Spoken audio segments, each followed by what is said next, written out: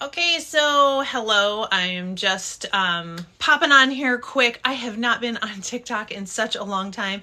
It is about 12:30 and Eastern Standard Time. I was hoping to maybe catch some people at this time before I start recording a few videos for caregivers. So I'm on here because I am an occupational therapist. I just want to give a quick background on myself so you know why am I on here, why am I talking to you, and if you're a caregiver, whether you're a paid caregiver, family caregiver, why you might be interested in following this account and checking me out. So what I know for sure is that caregivers of all kinds, I specifically work with caregivers of adults, but all caregivers struggle with overwhelm, burnout, and lack of time to work on their well-being. So I've been creating some stuff lately. I have been working with caregiving.com, writing articles for them and creating webinars for them. And it's been a blast, and I'm really trying to decipher where can I go next to help you as a caregiver at home. So if you are a family caregiver, a spouse, a friend, a paid caregiver, comment below and let me know, hey, yeah, I'm a caregiver. And what state are you in? And are you paid to do the job that you are doing? Here's my thing. I wish if I could snap my fingers and fix our culture, our society, it would be to ensure that family and friends can become paid caregivers through insurance companies, and that we could send people straight home, knowing that they could be cared for. When I say straight home, I should back up. I work in a hospital. So I work in a hospital. I work in acute care as an occupational therapist. And our biggest challenge is getting people into the right placement. So it's really hard to get them into short-term rehab because insurance doesn't want to pay. It's really hard to find long-term care / nursing home placement for people because there aren't enough. And that's not what most people want. And then it's really difficult to send them home if they don't have enough support, or if their family, their friends are untrained or kind of apprehensive on how to take care of this person when they come home. And we need to fix that. So what I would really love to do is find a way to help family caregivers to basically become therapeutic like me. I went to school to be an occupational therapist. I've been doing this for 20 something years, and a lot of therapists get burned out. They are done. They work in acute care, or they work in a long-term care setting or short-term rehab. 3 to 5 years, they're done. It's just boring, and so we have a lot of turnover. And so you as family caregivers, if you have somebody that's in the hospital right now and they're waiting to get into short-term rehab, or they're waiting to get into long-term care, it could be a long wait, and you might be disappointed when they get to short-term rehab. And I hate to say that. I used to work in short-term rehab, and it's challenging because it's sort of a conveyor belt of patients, and the demands put on the therapist are to treat, back up, hurry up, see as many patients as you can, bill. That is how the facilities make money. And unfortunately, the quality of therapy at most places is like, And I feel that home is the place to be if the caregivers have the ability to be therapeutic. So can't caregivers have the same effect that I have with my 23 years of clinical experience? Yes, they can.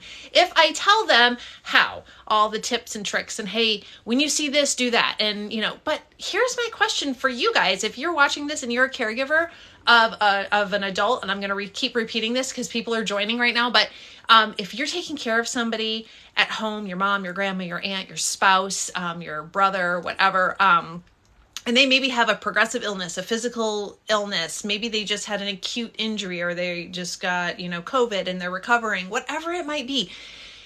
Is that what you want? Here's my question. Do caregivers want to do more? I mean, it sounds like more in the beginning, but the thing is, it's not more. In the end, you end up doing less because you are training your person to do more. You're training them to be more independent, to be more effective, to be more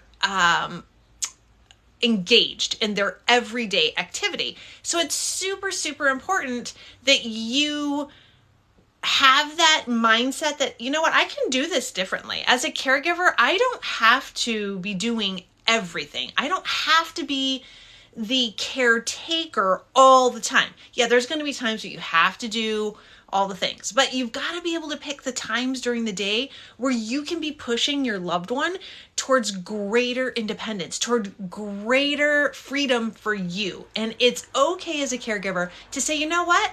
I don't want to be wiping your butt after you have a bowel movement. I don't want to be cleaning underneath, after you've been incontinent. And you should want that for yourself. You should want to not have to do those types of things, and you should want to teach and know how to get your loved one to do that. Yeah, bidet. I like that. Stroke journey. I see that. And you know what? On that note, there's this great toilet seat.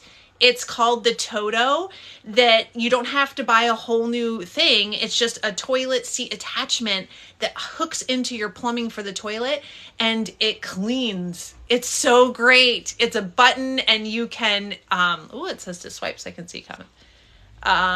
Okay, sorry.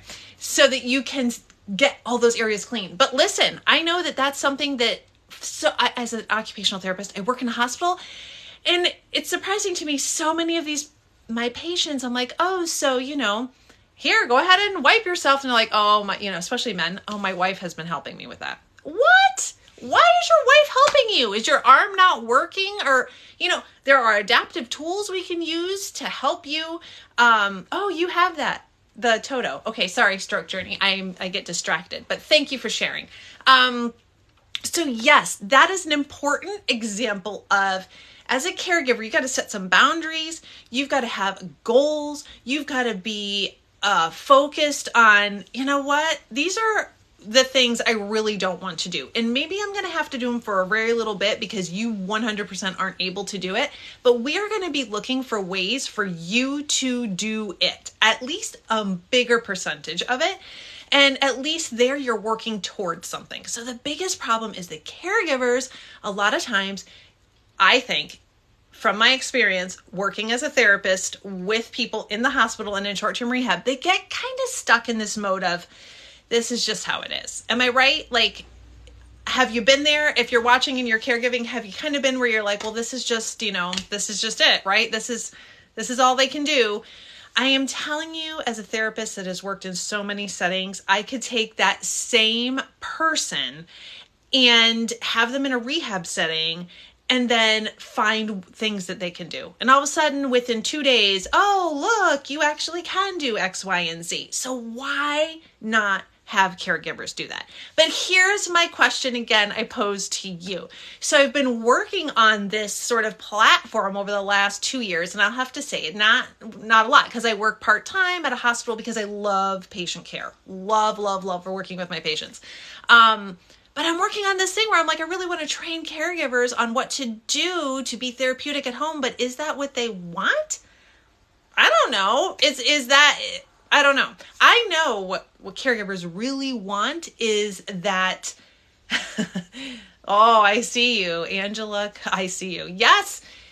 A lot of caregivers, if they're in a family caregiving situation, they're like, I just want to get paid. Who's going to pay me? How am I going to get paid? I wish I had the answer for that. Like I said, if I could snap my fingers, it would be all insurance companies pay direct to family to take care of people in the home. It would save them thousands of dollars, because if caregivers do it right, they are a preventative cog in the wheel of healthcare, not restorative, preventative. So if you can prevent urinary tract infections, falls that require hospitalizations, falls that require non-weight bearing status on a leg, wheelchair use, all the durable medical equipment that comes after that, like shower chairs, commodes, all this stuff, think about how much money insurance companies would be saving.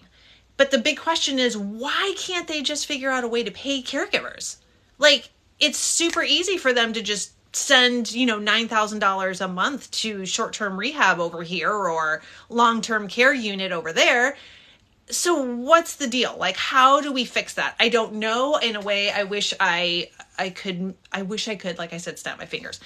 But in the meantime, what I can do is help caregivers to become therapeutic at home so that they can have that option, one, of being preventative, two, if you've missed the boat on the prevention and your person has already injured themselves or already is sick, gone to the hospital, and now you have at home in your care somebody who is sicker, declining, maybe they have progressive illness, progressive neurological disease like Parkinson's or multiple sclerosis or there's a million things, diabetes, all these things.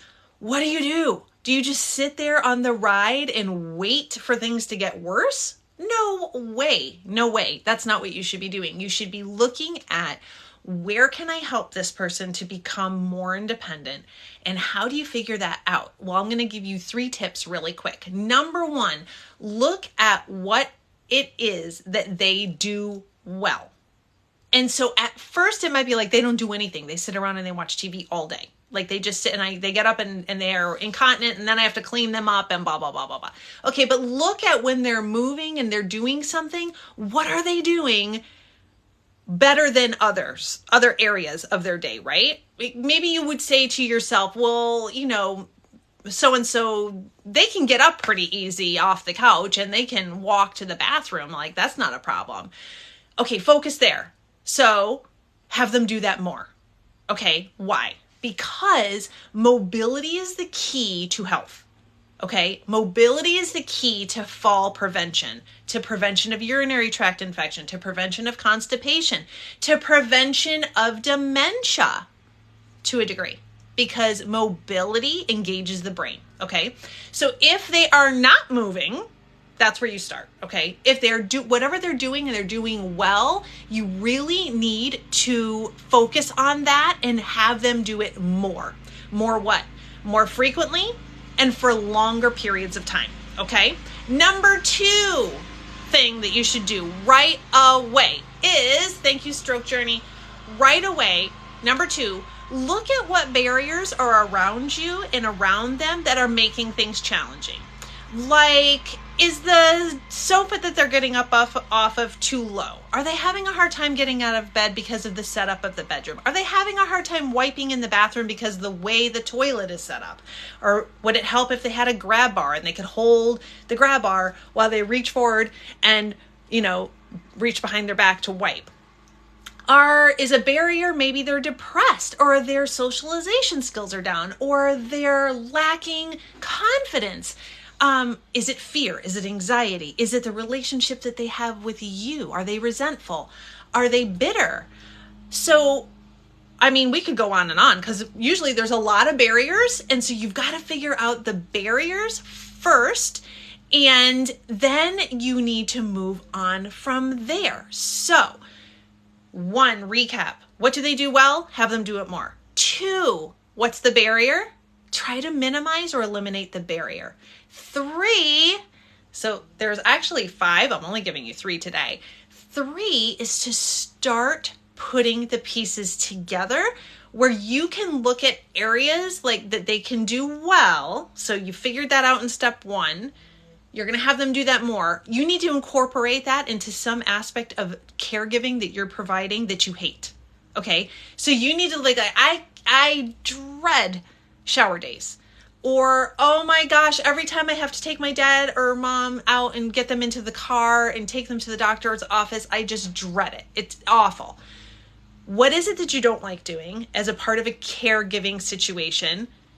Apply their strengths, minimize their barriers to make that issue, that activity, that task easier. The big focus here, and I want to close this up because I want to be quick with this, is that you need to focus on you, okay? As a caregiver on any level. So some caregivers are just popping in quick to once a day to help with meals and medications. Other caregivers are 24/7 for a bedridden person, and they're turning and rotating that person every 2 hours, and they're doing full care. Whatever level of caregiver you are, it doesn't matter how hard, how complex, the validity of you is the same. The value that you have as a caregiver is the same, because where would that person be without you? I don't care if you're just stopping in for 5 minutes a day to check on mom or to make sure they took their meds, or maybe you're a phone call. That is still super valid. Do you know how many patients I have seen in the hospital who end up in the hospital because for whatever reason, their typical person that pops in to remind them to take a pill or places a phone call couldn't do it for a couple days, and now all of a sudden we have what's called polypharmacy, where someone's taking too many meds at the wrong times, and it's all screwed up, and they end up in the hospital. So you're just as valuable as a caregiver to somebody who's 24/7 turning, somebody repositioning, and all that. So you need to prioritize you. So my parting message is going to be that you need to be number one on your list of to-do things, right? So you've got all these things you've got to do. You got to be at the top, because where is this person going to be without you?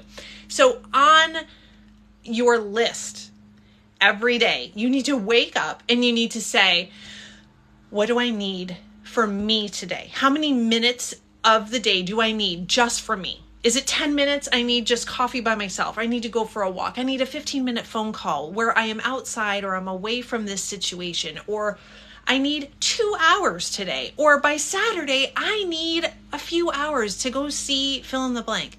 Make a goal, make it happen. How do you make it happen?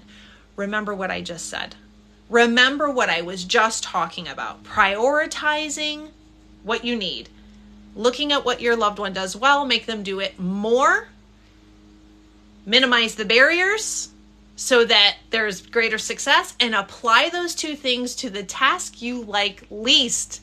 And don't be ashamed of not liking to wipe someone's butt, or to put their socks on, or to, what are some of the other ones I know people really like? Showering is an issue. Toileting is an issue. Incontinence is an issue. Foot care is an issue. Socks. And sometimes just not seeing your loved one do anything is super annoying. I get that. Like when your loved one is just sitting there watching the, 100th rerun of, what's the show they all like? It's like, I can't think of it right now. I'm having a blank, but, it's like a CSI. I know a lot of, like, they just watch over and over and over. No, if that's annoying to you, then that's okay. You got to talk to your person. Be like, you know what? I know you can do more. I expect more from you. You and I, we can do stuff together. You got to be inspiring. You got to get fired up. You've got to get in there, into their psyche, into their spirit, and you've got to be the energy that they lack. So how do you create that energy? You have to create it by filling up what your needs are. So like I said, it's different for everybody. I'm going to tell you what I did this morning. Today is my day off. I have 2 days off a week. Tuesdays, Thursdays, I don't typically work at the hospital. I don't work at the hospital because I found that I'm a better person not working full time. And I also use these days to do what I was talking to you about before, which is I'm, writing articles and I'm creating training things for caregivers. But I also wake up in the morning and I have a horse that is not on my property. She's at a different place. So I'm like, you know what? I'm getting up. I'm going riding. Today is the day that I go riding. And I'm not going to rush home. I'm going to spend my time there. And then on other days, I go for a bike ride. I go for a walk. I lay outside in the sun for 15 minutes and just listen to nature. I make sure that I go to bed 15 minutes early, away from the rest of the chaos of my house, so I can open a book and read the book, because it's a life that isn't mine, right? What is it for you? What do you love to do that you have stopped doing, right? You got to ask yourself that. What did I used to do that lit me up, that energized me? And why did I stop doing it? How much time do I need to get to doing that again? How much, where do I need to go? What portions of those things could I do that maybe I can't do the whole thing, but I can do some of it, right? So if I couldn't ride my horse and I was desperate to go ride my horse, what would I do instead? I have two options I could do in the house. I'm just giving you examples. I could watch training videos on YouTube for the type of horseback riding that I do, or I could do yoga / Pilates, because it's a lot of the same strengthening, and that would ignite the same areas of my brain that energize me. So what is it for you? If you're a caregiver and you know what it is for you, let me know right there. Just say, you know what I stopped doing? I stopped doing this. I used to love fill in the blank. Be honest with yourself. Ask yourself those questions and then get to work on the things we talked about. I am really going to try hard to show up here for you guys on either Tuesday or Thursday or maybe both days around the 12:30 mark and do these little mini trainings. If you want to know more about how you could work with me and I can help you to fill up your energy levels, to get yourself going again and to live beyond caregiving, because that's what this is all about. Beyond caregiving means that you're at the top of your to-do list, that you have a therapeutic approach, a rehab, a preventative, and a restorative approach versus I'm just going to take care of mom, dad, whoever. This is my job now. I'm just going to have to take care of them. No, that is not your job. Then I want you to check out my website. It's in the bio. You can go there, or it's at caregivingbydesign.com. And you can see there's some ways to work with me. I'm putting together a small group coaching at a pretty significant discount because I really want to help people. And I know you guys don't have a lot of extra funds for this stuff. I get that. I wish I had a way to help you make money. But I am trying to think about it. I'm trying to work on it. So, all right. Thank you guys and have a great rest of your afternoon. Thanks for joining me.